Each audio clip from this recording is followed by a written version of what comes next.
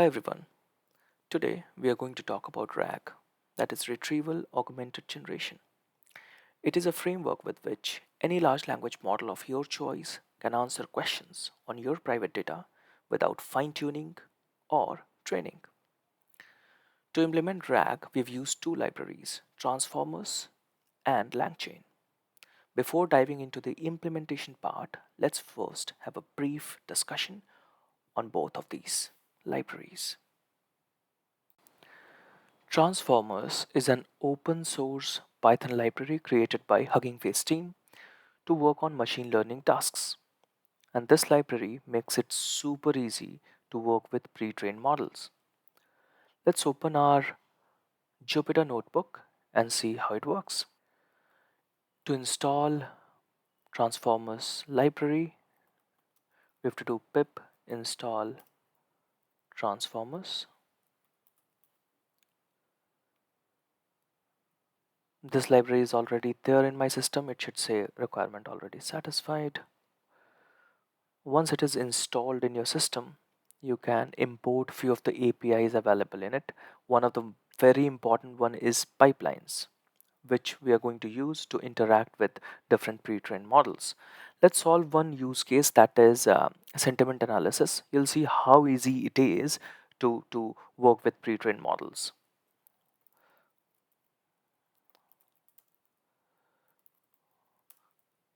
So we import our pipeline, and then we have to specify within this pipeline the use case which we are trying to solve. In our case, it is sentiment analysis.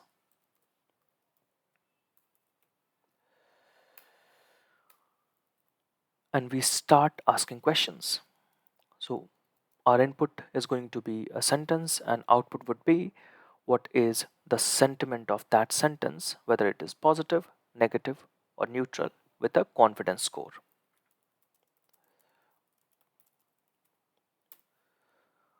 Let's run this. So when we run it, this line, pipeline, is going to check. So because we have not specified any model in this API, it will just grab the default model assigned by Hugging Face and then would check whether that model is available in our local system. If not, it'll download from Hugging Face, and if it is already available, it'll just load it from the RAM. Let's run this. Okay, so it checked for this default model. It can see that it is not available in my local, so it started downloading it. Once it has downloaded, if I rerun this the same line, it'll not download again because it'll be already available in my local system. So now after model, it has downloaded tokens as well, because models do not understand text. They would have to first be converted into tokens using tokenizer, and then it is pushed. The tokens are pushed in the model.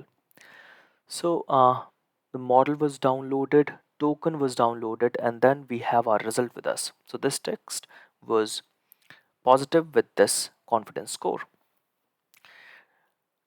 Internally, this line pipeline sentiment analysis is doing this under the hood. It is assigning this model as the default model, then loading the model and tokenizer for it, and then assigning the model and tokenizer with the category of sentiment analysis within the pipeline. Why this category is needed? Because this API pipeline would do three things. First is pre-processing of text, that is converting text into token, then pushing the token into the model, and then the third one would be converting the output from the model into a predefined structure. In case of sentiment, it would be three categories, that is, label can either be positive, negative, or neutral with a score. In case of topic analysis, when we have predefined topics, let's say 5 topics are there, it'll classify our input text into those 5 topics with a confidence score for all of these. So based on different use cases, the output is going to be different, and pipeline handles that internally. If we run this code with the same message, this is a very good news.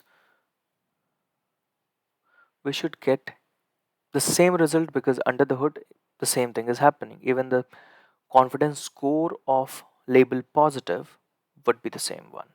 Yeah. Although we have used a default model here, we can search through all the different models available on Hugging Face and can use any one of them. So let's go to Hugging Face and try to search for any other sentiment analysis based model. You can click on models. Here you can see roughly 500,000 models are there. You can search for sentiment analysis. Out of all, let's say we want to use this one. Just copy this, the name of the model, come back to our initial code where we just passed sentiment analysis as the category in pipeline and specify a model there. This pipeline should now start using this model. It will check whether it is available in my repo, will download it if not, and then will give us result based on this model.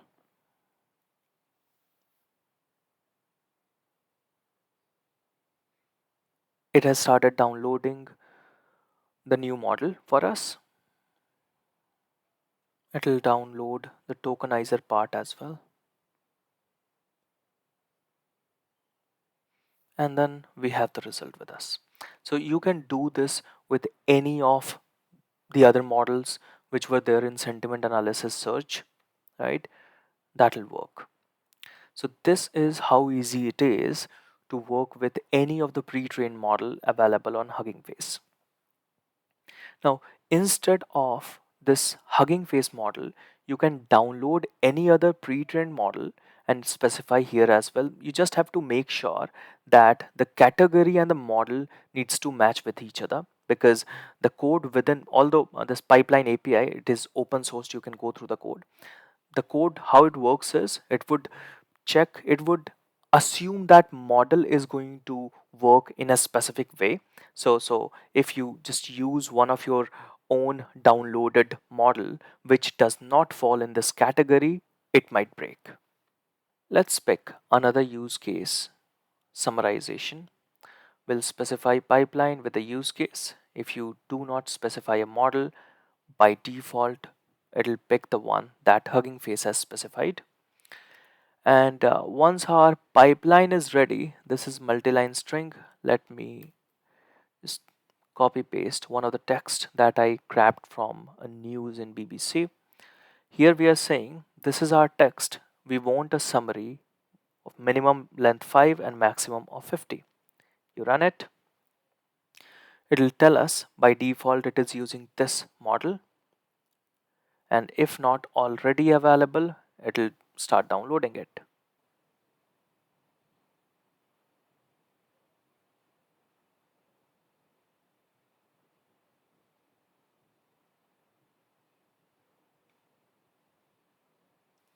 Model has been downloaded. Tokenizers are getting downloaded now. Okay, so we have got our summary now. The news was around Trump and the summary is quite accurate. We can do the same thing just like sentiment analysis one. Instead of using a model, you can search for your own model from Hugging Face, specify it in the pipeline, and it'll use that model. Let's talk about LangChain. It is a framework to develop context-aware applications. What is context-aware system? Let's say you have a question related to your private data and you need to ask this to large language model. The only problem is your model is not trained on this private data. So instead of directly asking the question, what you do is you ask question with a context. Now, in order to find the context, you have to search for the context in the private data based on the question. Now, in order to optimize this system, how do we represent this private data so that our searching is quite quick? Instead of directly searching in the private data repository for the context, we move this private data into a vector database in the form of embedding. So our private data goes through document splitting and then document embedding. Finally, all of the document embedding is pushed to a vector database. Once we have our private data in a vector database, then instead of searching for the context directly on the private data repository, we are going to search for it in this database, and because it is going to be indexed, the searching will be super quick. So now we have a way to find out context quite quickly. If we combine the pipeline to create vector database and searching of the context together, we get this complete architecture of context aware systems. Now in this, if you just exclude the last part where we have large language model and you get a response from the large language model, everything else is done by LangChain. LangChain has APIs for document splitting, for embedding, even they've exposed API for storage in different vector databases. So we are going to use LangChain to create the complete context aware system, and we'll use our transformers library to have one instance of large language model, and then we would be able to do question answering on our private data. Let's talk about the different APIs exposed by LangChain for context systems. The first one is PyPDF loader. We are going to take PDF file as input. Then comes document splitting, and for that the API is recursive character text splitter. Then we have document embedding, and for document embedding there are many pre-trained models available on Hugging Face that will take input as text and then convert that text into high dimensional vectors. So in order to use any of those pre-trained models, we would have to use this wrapper, that is Hugging Face embeddings. And finally, LangChain has integration with many open source vector databases. We are going to use Chroma for this. So let's start with the first step, that is loading our PDF file. We are using PyPDF loader. Let's run this. Once our document is with us, then comes splitting part. In recursive character text splitter, we have provided two parameters. First is chunk size of 1000 and second is chunk overlap of 20. How this character text splitter works is, let's say you have a document. First, that document is split into different paragraphs, and then all the paragraphs with size less than chunk size, in our case 1000, will be taken as valid chunks, and the paragraphs with size more than 1000, we are going to chop that into sentences. Then we scan through the sentences. All the sentences with size less than chunk size will be considered as valid chunks. Then sentences with size more than chunk size would again be split into smaller sentences. Now, it is possible that if we split a sentence into smaller sentences and move all of these smaller sentences into different chunks, the context or the complete meaning associated with sentence might be lost. So, to to keep a consistency between different chunks so that meaning associated with the sentence still stays, we add a chunk overlap to it. So that's why we have these two input parameters. Once we have these splits with us, we need to convert these splits into embeddings. And for that, we are going to use this model, pre-trained model, sentence transformer all MPNet base v2. This model is available on Hugging Face. So we use this model and we are specifying the type of device which we are using. In our case, it is GPU based. So CUDA is there. It is just for parallel processing and to make the computation faster. So we have specified in the wrapper the model type. Let's run this to load our embedding object. And then we can create an instance of vector database by pushing the different document splits, the embedding object, and the directory where we want to persist our data. And with this, our complete pipeline starting from private data, moving to document splitting, document embedding, and then vector database. That part is ready. Let's now move to loading our LLM model. We are going to load our model by first quantizing it. The reason for that being the session assigned to us has 16 GB of maximum GPU RAM, and if we do not quantize it, our session is going to crash.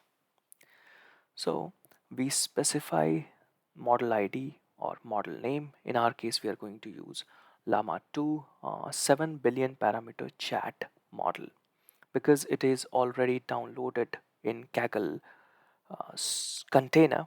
We are just specifying the model ID for it. And then in the configuration, quantization configuration, we are using bits and bytes configuration where we specify that we would like to load a 4-bit model in the RAM. So by default, any pre-trained model, even a Llama 2, would be either on 16-bit or generally on 32-bit. And as we reduce this number of bits, we are reducing the memory needed to load in the RAM. And one problem with rounding it off, moving it from 32 or 16-bit to 4-bit would be it will be less accurate. So we have our bits and byte configuration mentioning that we would like to have it in 4-bit, and once you are and during computation we would like to use a 16-bit one. So our model will have different chambers. We are loading it in 4-bit one, and the chamber which we would be using when required during computation, we are going to convert it from 4-bit to 16-bit. Overall, this is just done because we have limited RAM in GPU. Once we have our quantization configuration with us, we specify the model configuration, just the name of the model, and then we have our model and tokenizer object. In the model object, we push the quantization configuration and the name of the model, and in tokenizer we pass the name of the model. You would have seen both of these APIs in our discussion when we were talking about transformers. Let's run this.